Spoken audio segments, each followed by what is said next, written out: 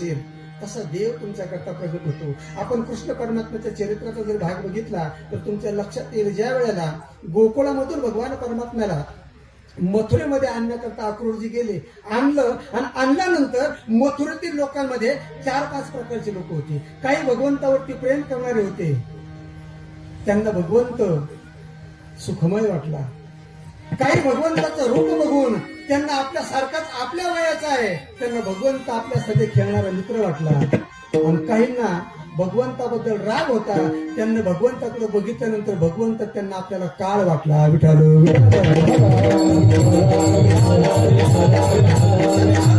आपल्या मनात चित्त, आपल्या चित्तामध्ये जो विषय असेल त्या विषयानं परमात्म्याचं दर्शन आपल्याला घडत असतंय. मग नामदेवरायांनी भगवान शिवाला पांडुरंगाच्या स्वरूपामध्ये बघितलेलं आहे. कारण का, नामदेवरायामध्ये सगळ्यात खतरनाक महात्मा, सगळ्यात खतरनाक. आज जगाच्या पाठीवर देवाशी भांडण जर पहिलं केलं असेल तर नामदेवरायांनी केलं. जनाबाईचं भांडण खूप मोठे, पण ते नंतरच आहे. बरोबर, नामदेवरायांनी ज्या वेळेला परमात्म्याला सांगितलं, देवा तुम्हाला म्हणतोय याच्या बरोबर जा, त्याच्या बरोबर जा, यात्रा करायला जा, मला बाकीच्या यात्रा काय माहित नाहीत, माझी यात्रा, माझा देव म्हणजे पंढरपूर, बाकीकडे मी जाणार.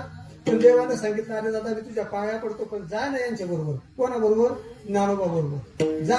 त्यावेळेला सांगितलं, हे ज्ञानेश्वर महाराज आहेत ना, हे खूप हट्टी आहे, हे म्हणतील इकडे गेला पड, या देवाच्या पाया पड, आमच्या देवाच्या पाया पड, इथं पाया, या भानगडीत मी पडणार नाही, फक्त बरोबर जाईल. कारण का, आपलं ठरलेलं आहे, कटेवरी हात नाही ज्या देवाचे, न घे मी तयाचे दर्शन, ज्याचे कमरेवर हात नाही त्या देवाचं मी दर्शनच घेणार नाही. विठालो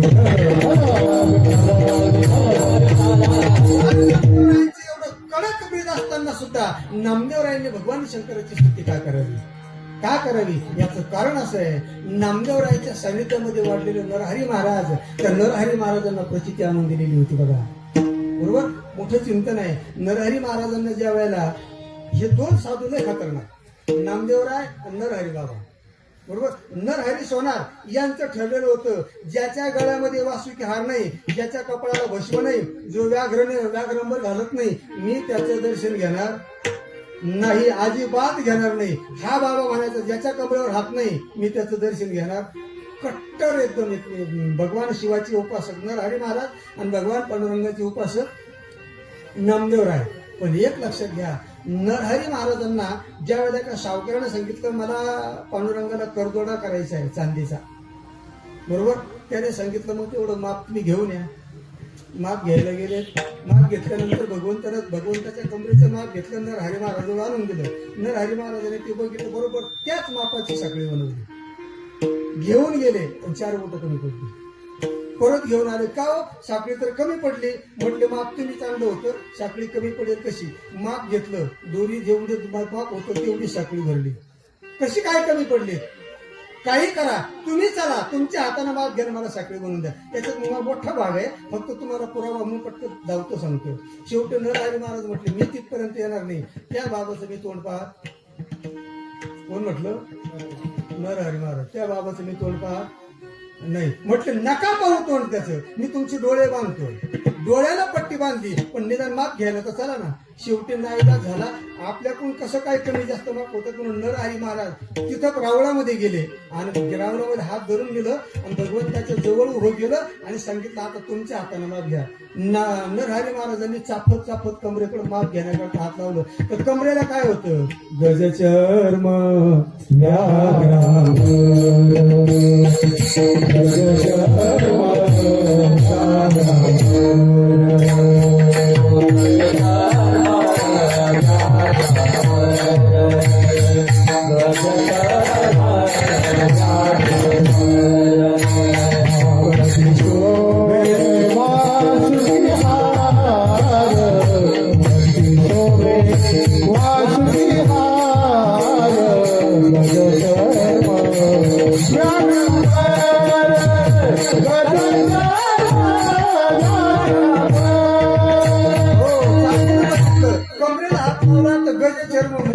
गज म्हणजे हत्तीचं चांगलं व्याघ्रंबर अंग, पुढे थोडा वरता हात घेत गेले, चापत गेले.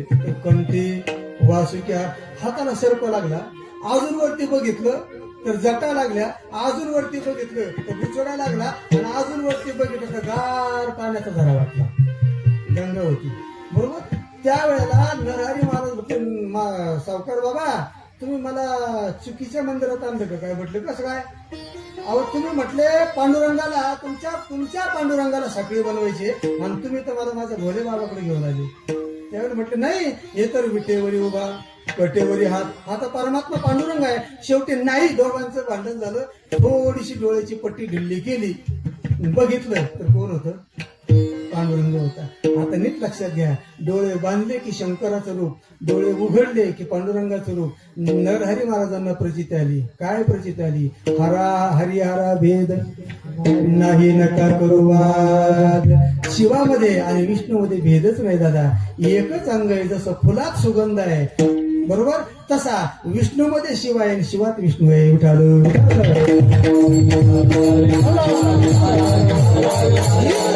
जगाला नामदेवरायांच्या जीवनात आले. आता भेद संपला, म्हणून आता आद्य असणाऱ्या गुरुस्थानी भगवान शिवाला याचना करत असताना म्हणतात, प्रभू तुम्ही नित्य आहात, तुम्ही अव्यक्त आहात, तुम्ही अमर आहात, तुम्ही सत्य आहात. बरोबर. म्हणून भगवान शिवाचे जर आपण गीत बघण्याचा प्रयत्न जर केला तर आपल्या सगळ्यांच्या लक्षात येईल, परमात्म्याला सत्य म्हटलेलं आहे, परमात्म्याला नित्य म्हटलेलं आहे, परमात्म्याला शाश्वत म्हटलेलं आहे, परमात्म्याला अजन्म म्हटलेलं आहे. अशा अजन्म असणाऱ्या भगवान शिवाची साधना करत असताना नामदेवराय त्यांच्या जवळ गेले आणि आपल्या मनातला भाव पहिल्या चरणात प्रगट केला.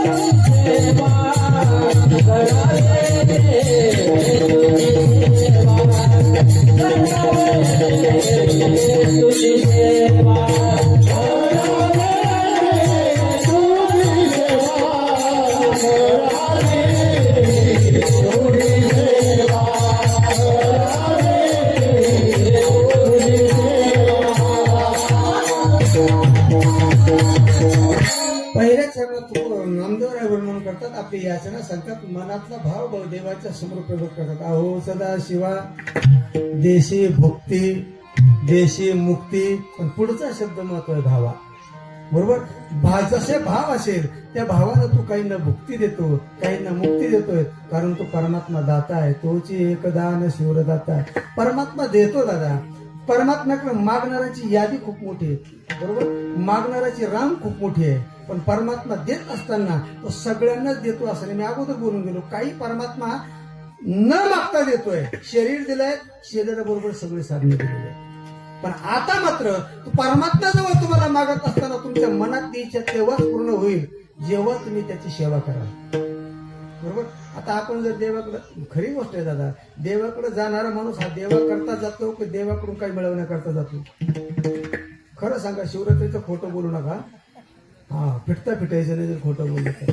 असा एक तरी माणूस आहे की बाबा देवाजवळ गेला आणि काहीच मागितलं नाही, काहीतरी मागतो. ऐका, देवाला मागणारा कधीच आवडत नाही भाऊ. हे लोक काही काही तर फार सौरत म्हणजे पुढच्या 12 पिढ्या करता मागतात. बरोबर, तुम्ही नीट बघा. सुखी ठेव एवढं तरी म्हणते, मला ठेव, तिला ठेव, त्यांना ठेव, वगैरे वगैरे वगैरे सगळं म्हणते. ज्याला धन असेल तर धनाची अपेक्षा करेल. देवाजवळ मागणारे सगळे, पण देवाला मागणारा आवडत नाही हे माहित नाही तुम्हाला.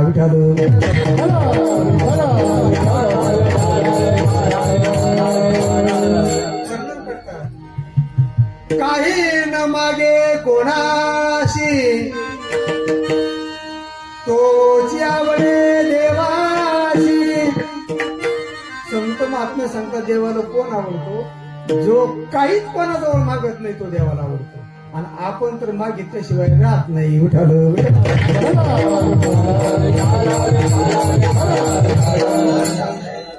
आम्ही फक्त सेवा करत राहा, इतकी सेवा करा, इतकी सेवा करा की देवाला सुद्धा देण्याकरता आपल्या पुढे येऊन उभं राहिलं पाहिजे.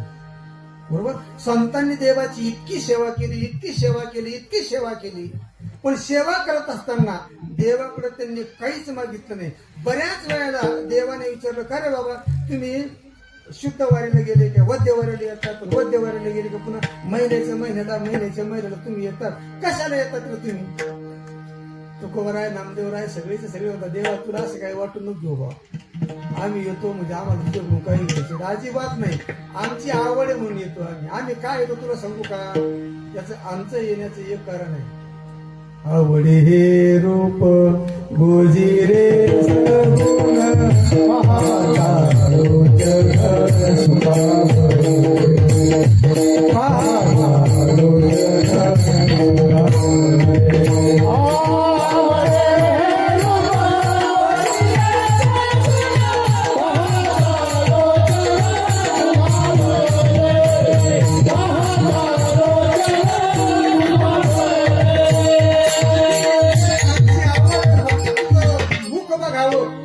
एवढंच करता आम्ही येतोय. बरोबर, अरे पण मग काहीच नकोय का?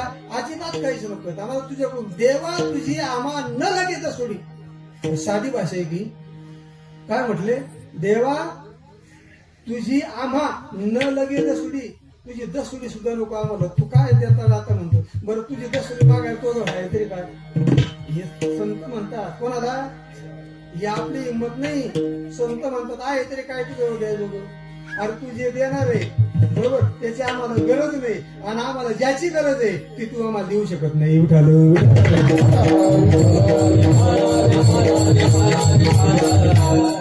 स्थितीने लक्षात घ्या. एखाद्या श्रीमंताच्या घरी एखादा मजूर दररोज कामाला जातो. कामाला गेला की संध्याकाळच्या वेळेला तो मालक, तो श्रीमंत माणूस सायंकाळी त्या असणाऱ्या मजुराच्या हातामध्ये त्याची मजुरी देऊन टाकतो. तो सकाळी येतो, दिवसभर काम करतो, त्याची मजुरी होते, निघून जातो. एखादा मजूर त्या मालकाकडे येतो, रस्त्याला वाट चालत असताना त्या श्रीमंत ग्रस्ताकडे येतो, त्याला हात जोडतो, सांगतात महाराज बऱ्याचशा दिवसापासून उपवास येऊ, थोडं जेवायला मिळेल का? ते श्रीमंत माणूस म्हणतो ये बाबा 2 घास खा. 2 घास खाल्ले. केविलवाण्या नजरेनं तो श्रीमंत माणसाकडे बघू लागला. श्रीमंत माणसाने त्याची नजर ओळखली. त्याला सांगितलं का रे बाबा एवढं आता जेवण झालं तरी केविलवाण्या नजरेनं का बघतो? त्याने सांगितलं महाराज माझी एक इच्छा आहे. बरोबर, आता भटकंती करून करून शिरलोय, भागलोय, थकलोय. बरोबर, मी तुमची पडलेलं कामं करीन, पण मला आश्रय द्या. काय म्हटला? मला आश्रय द्या. श्रीमंत माणसाने सांगितलं ठीक आहे बाबा, जर तुला कुणाचा आश्रय नसेल तर राहा. तो मनुष्य सकाळी पहाटे उठला की पहाटपासून सायंकाळपर्यंत पडलेले सगळे कामं करायचा. सायंकाळी 2 घास खाल्ली की कुठेतरी निश्चित जाऊन पण आराम करायचा. दुसरा दिवस उगवला की तो फक्त काम करायचा. 2 घास खाल्ली की निश्चित जाऊन पडायचा. बराचसा काळ निघून गेला. आता नीट लक्षात घ्या, जो दररोज मजुरी घेऊन येत होता, मजुरीने येत होता, संध्याकाळी मजुरी घेऊन जात होता, त्याच्याही घरातले काही व्यक्ती आजारी पडल्या. आणि जो याच्या घरीमध्ये आल्यापासून काम करतोय हाही आजारी पडला. आता 2ही व्यक्ती आजारी पडल्या. आता मला सांगा, जो मजुरी घेऊन जात होता तो आला, त्याने सांगितलं मालक काही करा पण मला 1000 रुपये द्यावं. कशा करता? माझा मुलगा आजारी पडलाय, माझा मुलगा आजारी पडलाय, त्याला दवाखान्यात नेऊन त्याचा इलाज करायचा आहे. मालकानं 1000 रुपये काढले, त्याच्या हातात दिले, पण हातात देत असताना एक वही काढली आणि त्या वहीवर 1000 रुपये दिले म्हणून त्याची काय केली, नोंद केली. आता कालांतरानं ते 1000 रुपयाचं काम तुला फेडून द्यावं लागणार आहे. हाही मनुष्य आजारी होता, निश्चित पडलेला होता. मालक त्याच्याजवळ गेलं, काय झालं रे बाबा? मालक, रात्रीपासून बरं लागत नाही हो, हातपाय दुखतात आहे, डोकं दुखतंय, काय करावं, अंगात ताप भरलेला आहे. मालकानं मागचा पुढचा विचार नाही केला. उठ, बस गाडीवर बसवलं, दवाखान्यात घेऊन गेला. इलाज करण्याकरता 5000 रुपये खर्च झाला. मला प्रश्न एवढंच विचारायचं आहे, आता वही काढील का? आता वही काढील का? नाही. 5 नाही डॉक्टर, अजून 5 गेले तरी चालेल, पण या माणसाला बरं करून टाका. आता कुठल्याही प्रकारची वही न काढता असणाऱ्या त्या नोकराला सगळा इलाज करून दिलाय. का? फक्त सेवा केली, मोबाईलला मागितला नाही. विठालं विठालं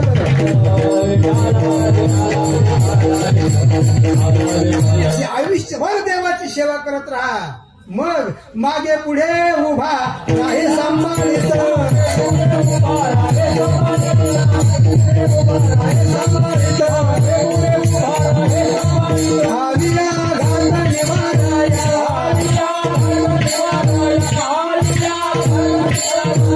सेवा करणारा परमात्मा पाहिजे ते न बिना मोबदल्याचं देतोय, बरोबर. पण सेवा करून मोबदला घेणाराचा मात्र मोबदला घेतो आणि त्याच्याशी नातं संपून टाकतोय. संत महात्म्यांनी देवाला विचारत, महाराज तुम्ही काय म्हणताय?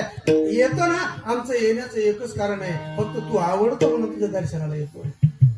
तू आवडतो म्हणून तुला बेलाचं पानाने अर्पण करतोय. कारण त्याला ज्याला जी आवडते दिलं पाहिजे का नाही, बरोबर. वर्णन केलंय गणपतीला आवडणारं वगैरे वगैरे. चला, आम्ही तुला बेलाचं पान अर्पण, पण तुझ्याकडनं आम्ही कुठलीच अपेक्षा करत नाही. असं किती दिवस चालणार हो? सेवा करून करून करून एवढी सेवा केली, ज्याची सेवा केली त्यालाच लाज वाटायला लागली. किती सेवा करून घ्यायची तर काहीच घेत नाही आपल्याकडून. मग काय झालं, ते आले की भगवंत असे जरा नाराज व्हायचे, चियारा उतरून द्यायचे. कारण का? एखाद्याचे खूपच उपकार झाले आणि तो उपकाराची परत फेडणे झाली तर माणसं खाली मान घालून जातात की नाही.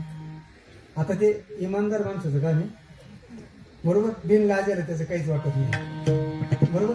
काही नाही, किती उपकार करा पण बिचारे अपकारच करणार. विठालं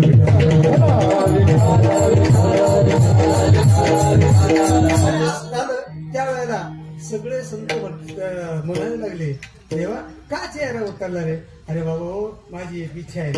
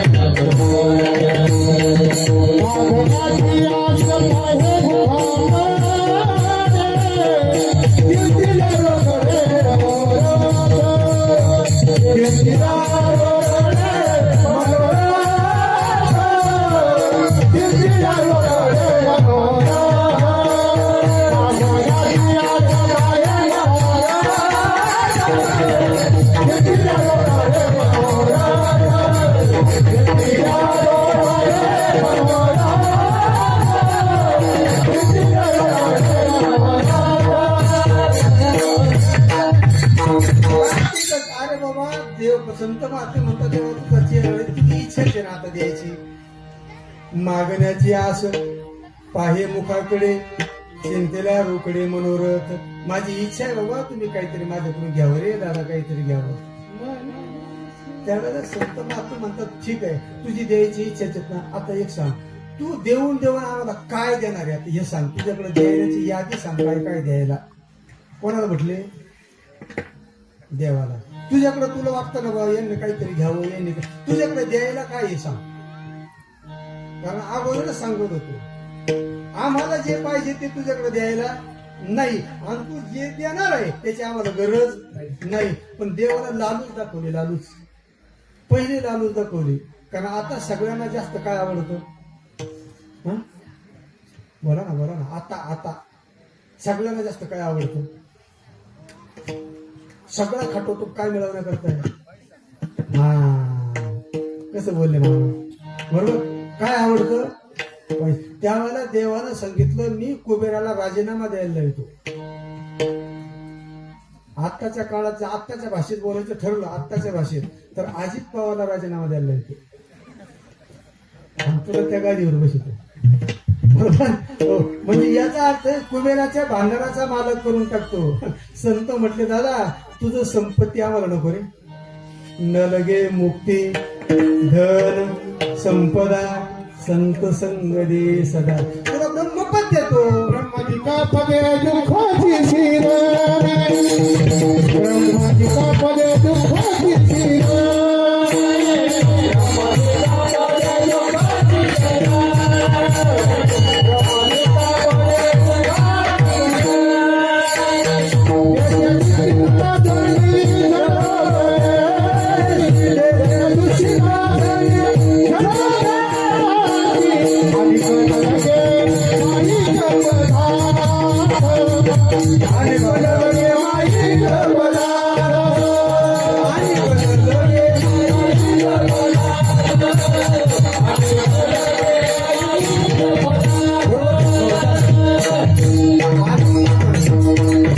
सगळे पाठातले वैज्ञ मिळाले अनेक प्रमाणात तुमच्याकडे, पण एवढे प्रमाण आपल्याला घ्यायचे नाही.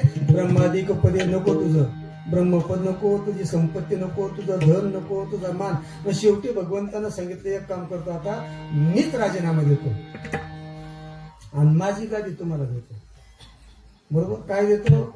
माझी गादी म्हणजे माझं आसन मी तुम्हाला देतो. संत महात्मे होते तुझं आसन तुला लागतं, आम्हाला त्याची गरज नको. वैकुंठीचा वास तया सुखा हे नाश, अद्भुत हा रस कथा काळी नामाचा. तुझ्या वैकुंठात तरी काय दादा, जुनं झोपडं येते.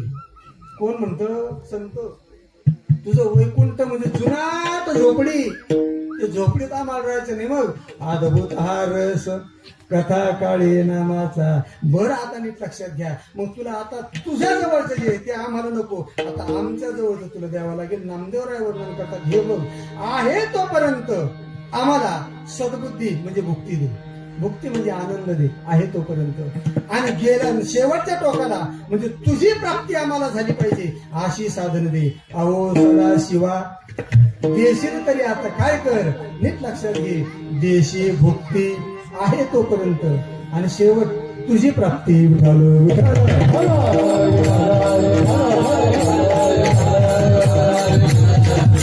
देवाजवळ मागायचं असेल ना दादा, देव मागा.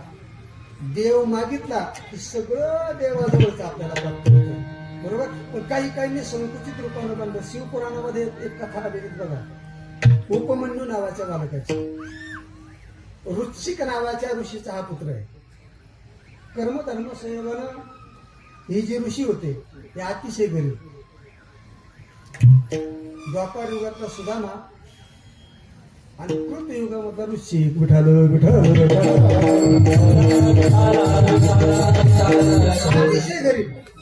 त्यांची दमन विठाल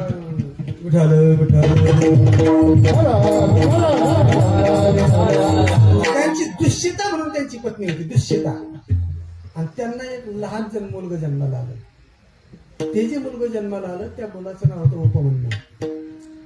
कर्मधर्म संयोगानं जन्माला आल्यानंतर आईचं दुग्धपान होतं, कारण ईश्वरानं ती निर्मिती अगोदरच करून ठेवलेली आहे. कोण करी बाळा दुधाची उत्पत्ती, वाढवी श्रीपती सवे दोन्ही.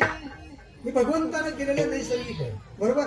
मुलगा जन्माला आलं म्हणजे आईच्या शरीरातून दुधाची उत्पत्ती होते. मुलगा वाढत वाढत चाललं, त्याला दात उगवायला लागले की आईच्या शरीरातील दूध घटत चालतं. हे निसर्ग आहे, ईश्वरानं निर्माण केलेलं. विज्ञानाला न सापडणार हे कोण आहे? विज्ञान कितीही प्रगती पथावर गेलं तरी भाकरी आणि चपातीपासून रक्त बनवू शकत नाही. बनवे, कारण रक्त बनवण्याचा कारखाना अजून कुठं झाला नाही. बरोबर. कडबा टाकून, घास टाकून, वैरण टाकून, पेंट टाकून त्याच्यातून अजून कोणाला दूध विज्ञानाला तयार करता आलं. ज्या दिवशी विज्ञान कडब्यापासून दूध करील आणि भाकरीपासून रक्त करील त्या दिवशी समजून घ्यायचं विज्ञानच देव आहे. विठालं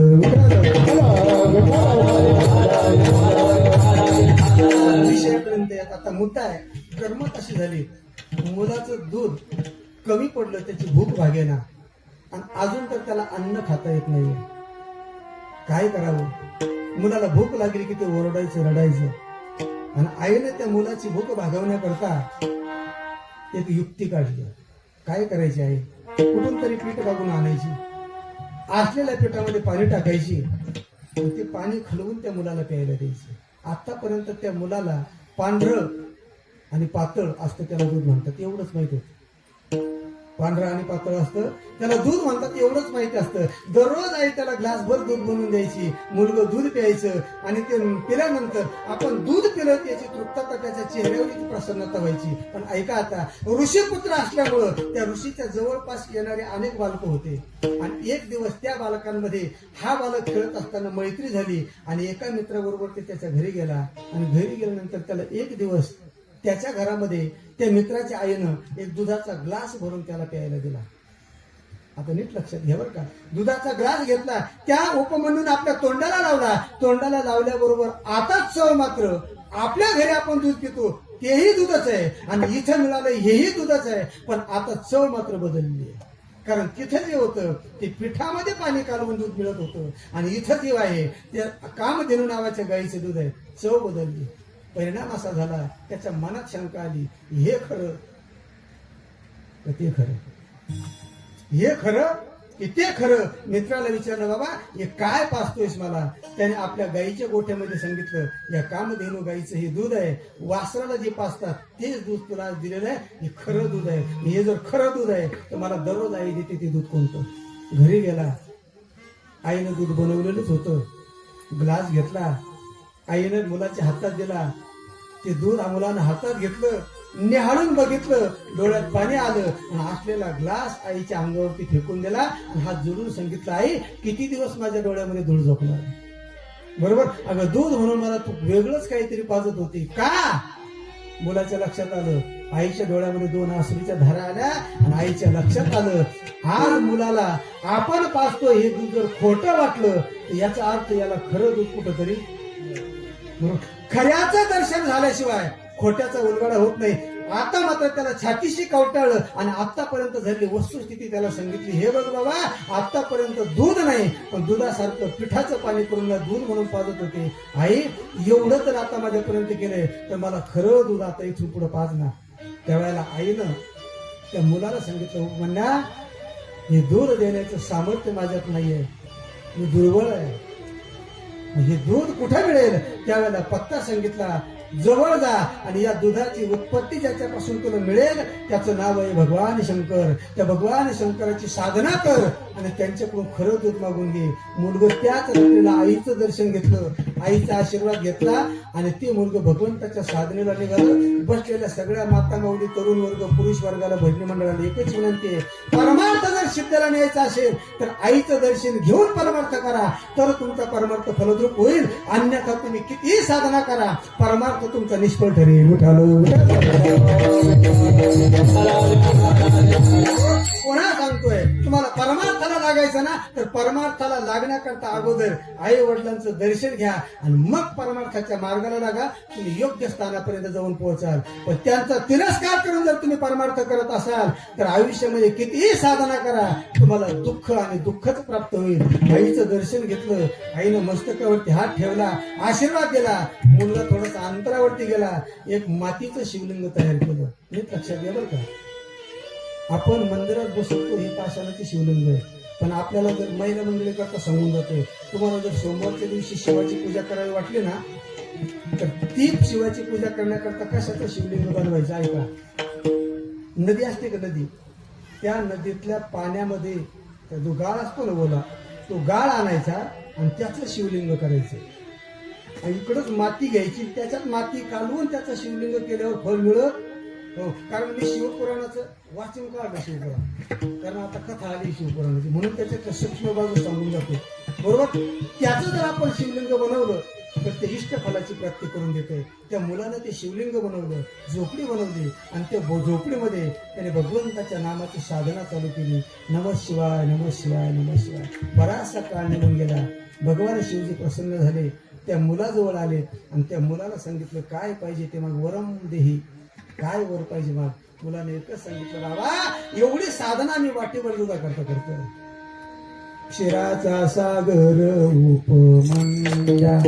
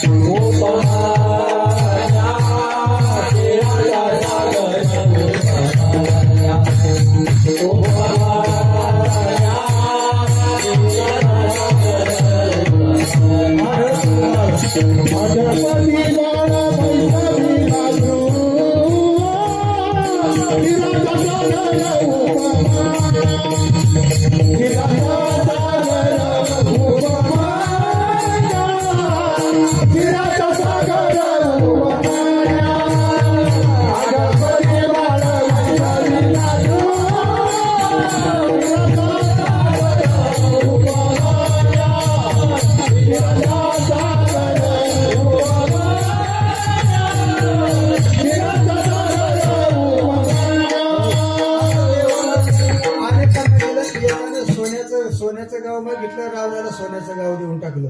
काय दिलं, त्याचा परिणाम काय झाला ते सगळ्यांना सुरू